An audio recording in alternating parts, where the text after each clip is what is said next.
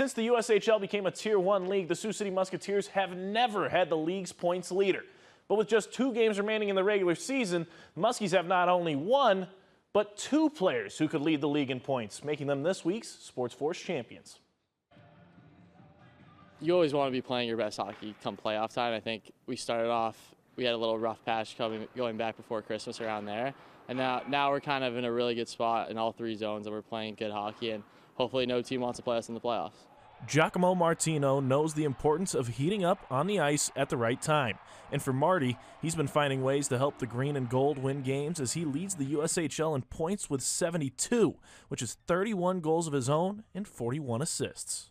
Everyone hopes to take a jump year 2, and I feel like that's what me and Gump have done. And we're playing really good hockey, and I think it's all because of our line mates too. We're playing with some really good players, and when you have chemistry with guys you play with, it's easy to get points and stuff like that. So continuing to play with good players and hopefully keep going.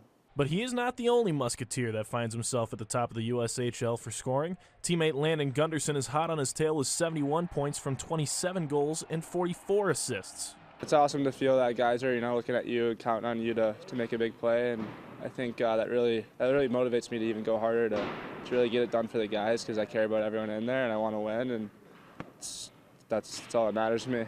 For head coach Jason Kersner, he's thrilled to have leaders like Gunderson and Martino on the team, not only for their ability to provide offense, but to adapt and motivate. I mean, both of them impressive because they were both on the team last year, and Gundy was in a totally different role for us last year. He was really a penalty killer. He was a face-off guy.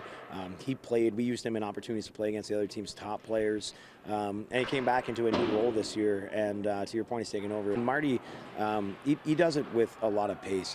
He's a quick skater, and he hunts pucks. He's not a physical player, but he wins a lot of puck battles, so he has the puck throughout the game, and then he's that dual threat. You can see he makes some really good passes and plays to guys to finish, but give him the chance, he'll shoot in the net too.